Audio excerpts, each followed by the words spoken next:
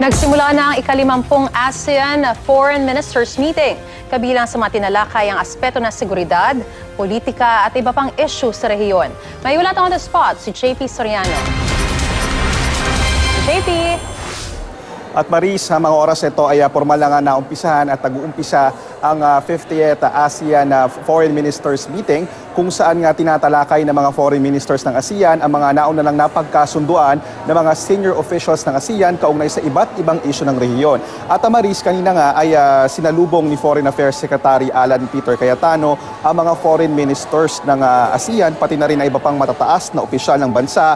Kabilang na riyan yung ating Defense Secretary na si Delfino Lorenzana. Pinag-usapan ng mga foreign ministers Maris kasamang ASEAN Secretary General ang mga developments kaugnay sa issue ng seguridad, maging ang political at regional issues. Pag-uusapan din nila Maris ang annual report para sa taong ito, mga priority programs at iba pang regional meetings kasama na ang ASEAN Regional Forum, ang pinakamalaking security forum sa rehiyon, at East Asia Summit kung saan makakasama rin ang Amerika, Russia, China, Japan, Australia at iba pa. Sa opening remarks ni Cayetano, sinabi niyang isang karangalan daw para sa Pilipinas ang mag-host at magsilbing chairman ng ASEAN. Bukod sa ASEAN Ministerial Meetings ay inaabangan ang magaganap na ASEAN Regional Forum at ito nga yung pinakamalaking security forum sa rehiyon kung saan inaasahang magkakaharap-harap ang mga foreign ministers ng ASEAN, Amerika, China, Russia, South Korea at maging ang North Korea.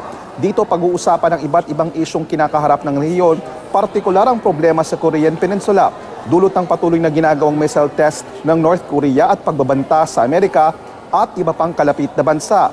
Sa panayam ng media kay Cayetano, sinabi niyang inatasan siya ni Pangulong Duterte na magsilbing peacemaker para sa North Korea at kausapin sila para itigil na ang ginagawang missile test nito. Pero ayon kay Secretary Cayetano, sinabi niyang tila malabo itong mangyari sa ngayon dahil ayaw papigil ng North Korea sa ginagawa nila. Pag-uusapan din ng ASEAN ministers ang mungkahay ng Amerika sa ASEAN na wag nang isali sa usapan ng North Korea sa ASEAN Regional Forum.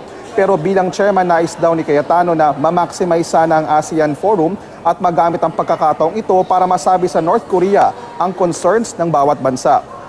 At marisimula nga bukas ay inaasahang aaprubahan naman, bukod dun sa problema sa Korean Peninsula, ay aaprubahan naman ng mga ASEAN ministers at ng China yung natapos na framework ng Code of Conduct kaugnay naman dun sa issue ng South China Sea, yung agawan ng teritoryo. At mamayang gabi nga, inaasahang darating din dito, darating na rito si US Secretary of State Rex Tillerson at bukas naman ang foreign ministers ng Korea. At ito nga yung pagkakataon din at venue, ang Pilipinas ang magiging venue para magkaharap-harap din yung Russia, US, China na merong kanya-kanya ring sariling issue at problemang kinakaharap sa kanilang mga bansa.